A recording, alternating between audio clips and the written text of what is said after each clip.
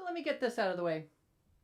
It's our Stewardship Month, where we ask for your financial commitment for the mission of this congregation. You have money. We need money. Please give us the commitment of your money to this congregation. There you go. That part's taken care of. All right? Good.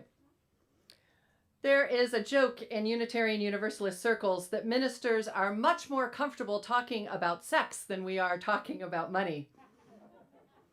Well, just in case you're wondering, I'm actually not one of those ministers. Not that I don't like talking about sex as well. I'm fine with that. Very comfortable with that. But I'm also very comfortable talking about money. And my hope is that we will all grow to be increasingly more comfortable in talking about money. That's because I believe money can be a deeply spiritual conversation. Like sex, it's something that we feel like we shouldn't be talking about out loud. Like sex, it's shrouded in shame and secrecy. And like sex, it is part of every single person's human experience. More so, I believe that how we talk about money can be deeply illuminating and deeply spiritual. If you show me how you spend your money, I can tell what has value to you. If you tell me how you think about money, I can often tell a lot about your worldview. Money is just a tool, a very important tool, unfortunately, in our very capitalistic world, but it is just a tool to help us define what is important to us and how we want to use that tool in the precious years that we have on this earth. Today, I want to talk about abundance thinking and scarcity thinking. I think it's very relevant to talk about this right now, as we've had a lot of scarcity thinking through this pandemic. We started with scarcity thinking of toilet paper even, which led to hoarding, even though there was plenty of toilet paper to go around. We had a scarcity mindset around vaccines, which we realized also wasn't really true. Most of us got them significantly before we thought we would, partly because it took more time than we wanted for everyone to get on board with them. We had a scarcity mindset around what we thought we could do. Many of us started by thinking about everything that was fun that was taken away from us. But over time, many people shifted. We learned how much fun we could have walking in nature, meeting people safely in our backyards, talking with neighbors on our streets, and a variety of ways of safely dining in the mountains or entertainment from our cars. Scarcity thinking comes out of fear, and we've had a lot of that. Abundance thinking comes out of love. We've had a lot of that too. It feels like a joke, but I was serious when people asked about our finances during the pandemic, and I told them that my faith right now is in the concept that we'll be okay. That was one of the many places that I found my faith. There was nothing concrete that would prove that to me, but I had faith in it anyway. At the beginning of the pandemic, I've never seen such generosity. We had this surplus in that first year, a surplus. Who has a surplus when you're starting a pandemic? Who has a surplus in a congregation anyway? Furthermore, as soon as the pandemic hit, the generosity with which you all gave to the ministerial discretionary fund was through the roof. So we could support all of the folks who might lose their jobs, their insurance, who might get sick. This generosity blew me away. This allowed us to make the commitment to keep paying all of our employees. It allowed us to pivot to care for our neighbors in the Navajo Nation who were so devastatingly hit by this virus. And it allowed us to breathe while we figured out how to change practically everything to meet the needs of this community. This past year has not been as abundant. My imagining is that you all realized this pandemic was going to be a lot longer than a few months.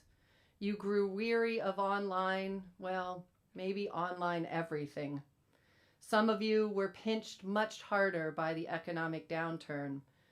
And some of you had investments that grew significantly. But we were short in our pledge commitments last year, and that is what we're working on this year. And some of you were still so abundantly generous. And through all of this, I still believe in abundance thinking because we are living those abundance principles in this congregation. We actually have more programming than we had before the pandemic, despite less money and less staff, which I'm just going to say, that's not sustainable, y'all. More with less. But we did. Not sustainable, though. We have found creative things we could do in Zoom worship and programming rather than only focusing on what we couldn't do.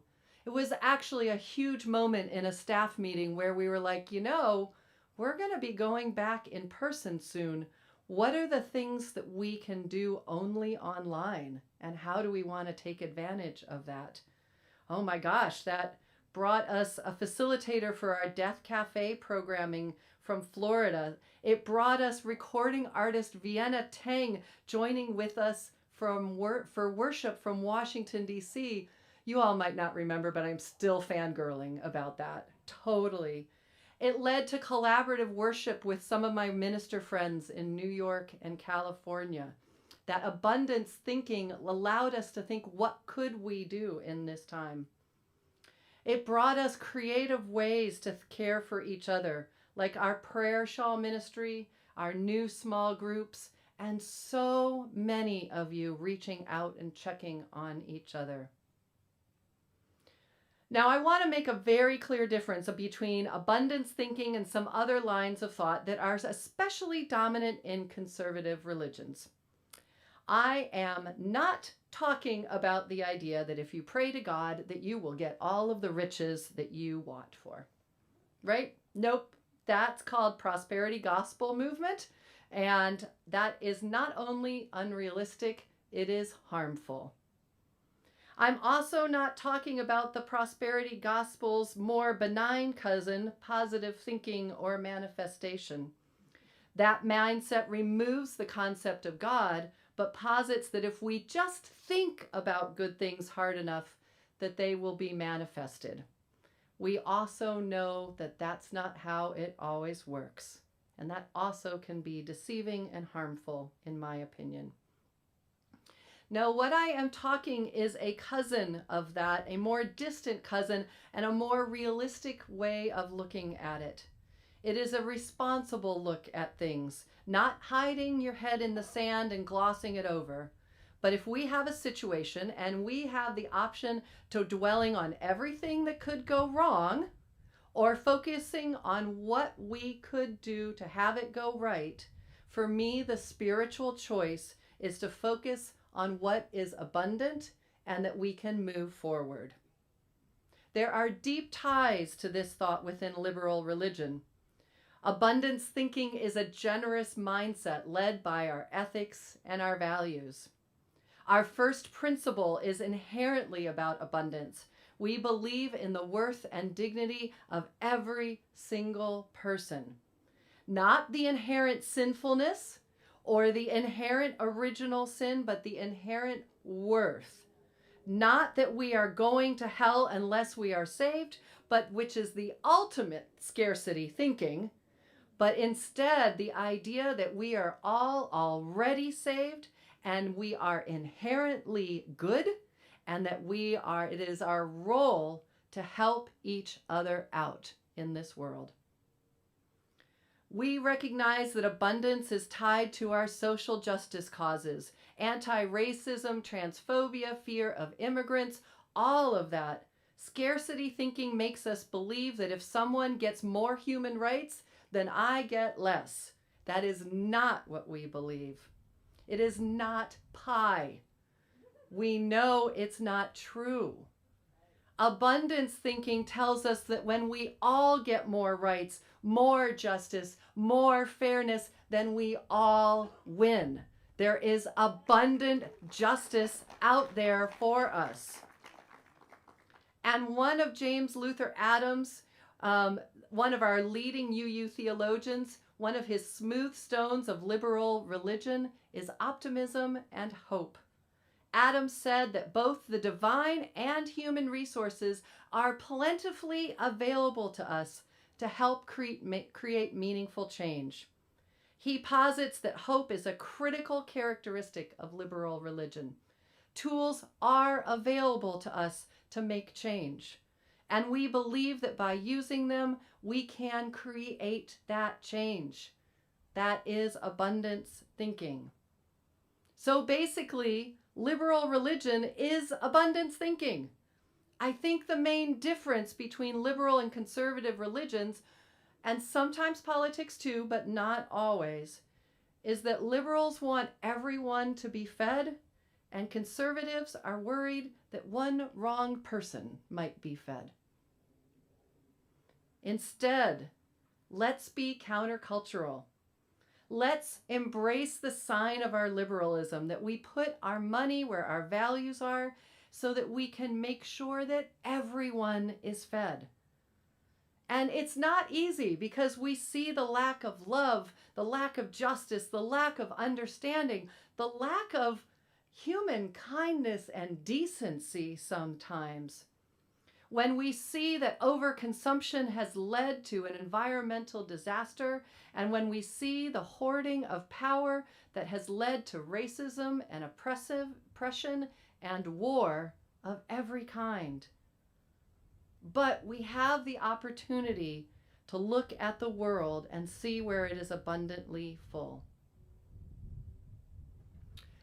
Each year that I have been your minister, I have shared that Karen and I donate 10% of our income to causes that are important to us. That is part of our abundant thinking. We believe that our values with our money should go where our values of our heart are. Half of that 10%, 5% if you're doing the math, of our income goes to UUCP. That is because it is hard for me to tell you how important it is to be generous if I'm not doing it myself. But it is far more than that. Through our generosity, we are living into that abundance mindset. Intentionally giving our money gives us so much pleasure. Getting to see what organizations are doing with it is just fun for us. Feeling like we are a part of their mission and their work is so very meaningful. It is our way to live out Adam's idea that we can create change with our resources. Half of our donatable income goes to UUCP because it is not a charity for us. It is community. It is my purpose and my calling in this world. And it is the place where we practice our values.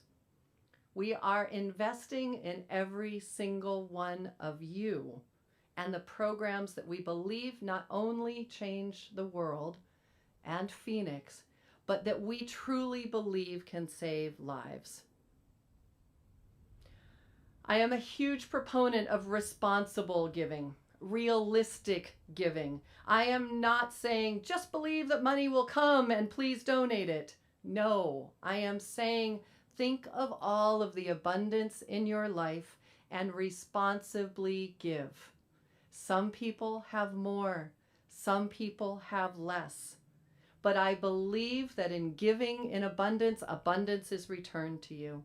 It is a spiritual concept for me. There is really no church or nonprofit that has come out of this pandemic unscathed. Every single organization has greater need for their services and less money to do it with. We are no exception. I will tell you, though, that I look at the abundant side of that as well. We have done relatively very well through this. We are healthy and thriving in so many ways. There are churches that are closing their doors this year because they just did not have the resources to weather this pandemic. We are not that organization.